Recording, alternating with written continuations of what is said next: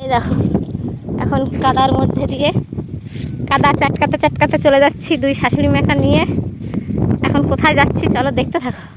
আর চারিদিকে দেখো কি সুন্দর সুন্দর সবুজ ধান, চারিদিকে কত সুন্দর লাগছে বলো তো। আর আমিও চলেছি ওদের সঙ্গে। তো ও মা জেঠিমা আসবে বলছিল, তো আমিও চলে আসলাম। দেখো সাপ ঠাপ আছে কিনা, ও জল যায় সেখান দিয়ে সব সাপ সাপ থাকে।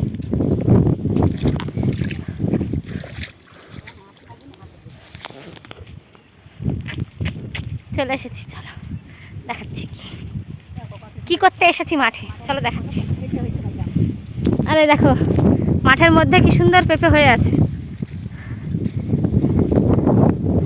পাকলে তো একটা ছিঁড়ে নিয়ে চলে যেতাম, পাকেনি তো।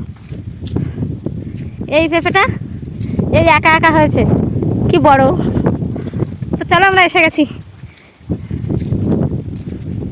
ঠিক আছে, আর দেখো এখানে কি হারে ঘাস হয়েছে, আর কলমি শাক দেখো। লোকের কলমি শাক কিনে খেতে হয়, আমাদের কলমি শাকগুলো দেখো কি সুন্দর। এই দেখো কলমি শাকগুলো কি সুন্দর, আমাদের কিনে খাওয়া লাগে না, সব মাঠেই পাওয়া যায়। চলো আরো দেখাবো কলমি শাক। আরো এই তো বাগান, কুমড়ি শাকের বাগান, কত দূর খাবে মানসি।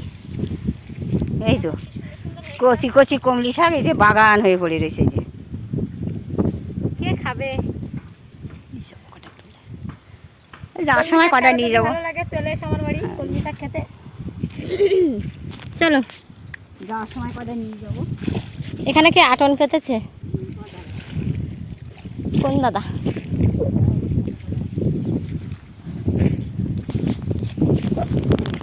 আমার ভাসুর ঠাকুর আটন পেতেছে। আটন দেখলেই যদি বলে চড়ে নিয়ে গেছে, ওই জন্য দেখালাম না আটনে কি মাছ আছে। আমার বড় ভাসুর পেতেছে।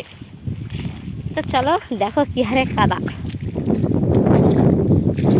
আমরা চলে এসেছি কি করতে, তোমাদের ফাইনালি দেখাবো, মা বলবে।